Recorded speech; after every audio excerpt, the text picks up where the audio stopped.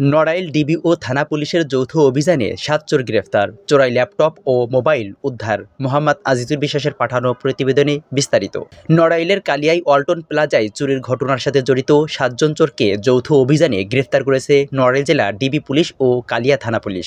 এ সময় তাদের থেকে চুরি হওয়া ৬টি ল্যাপটপ ও ৪টি মোবাইল ফোন উদ্ধার করে পুলিশ। বুধবার ২৯ জানুয়ারি দিনভর খুলনা ও যশোর জেলার বিভিন্ন স্থানে অভিযান চালিয়ে তাদেরকে গ্রেফতার করে পুলিশ।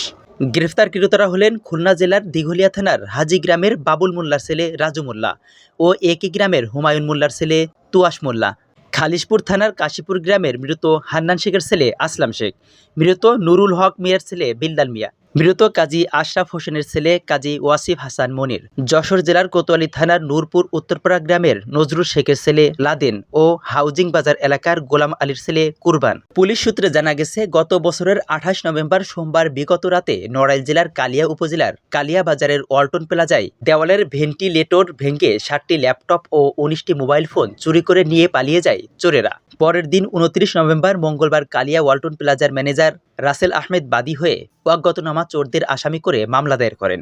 এরপরে মামলার তদন্তকারী কর্মকর্তা ও কালিয়া থানার উপপরিদর্শক এসআই সুব্রত দেবনাথ ও জেলা গোয়েন্দা পুলিশের সহযোগিতায় তথ্য প্রযুক্তি ব্যবহারে সঙ্গীয় ফোর্সসহ গত বুধবার ২৯ জানুয়ারি যশোর ও খুলনা জেলার বিভিন্ন এলাকায় অভিযান চালিয়ে ৭ চোর সদস্যকে গ্রেফতার করে। এ সময় চুরি হওয়া ল্যাপটপ ও মোবাইল ফোন উদ্ধার করে পুলিশ। এ বিষয়ে নড়াইল জেলা গোয়েন্দা শাখার ওসি মোহাম্মদ শাহাদারা খান বলেন, কালিয়া থানা পুলিশ ও জেলা গোয়েন্দা শাখা পুলিশের যৌথ অভিযানে উক্ত আসামিদের গ্রেফতার করা হয়েছে। গ্রেফতারকৃতদের আদালতে পাঠানো হয়েছে। ইমাম হাসান, ই টেলিভিশন।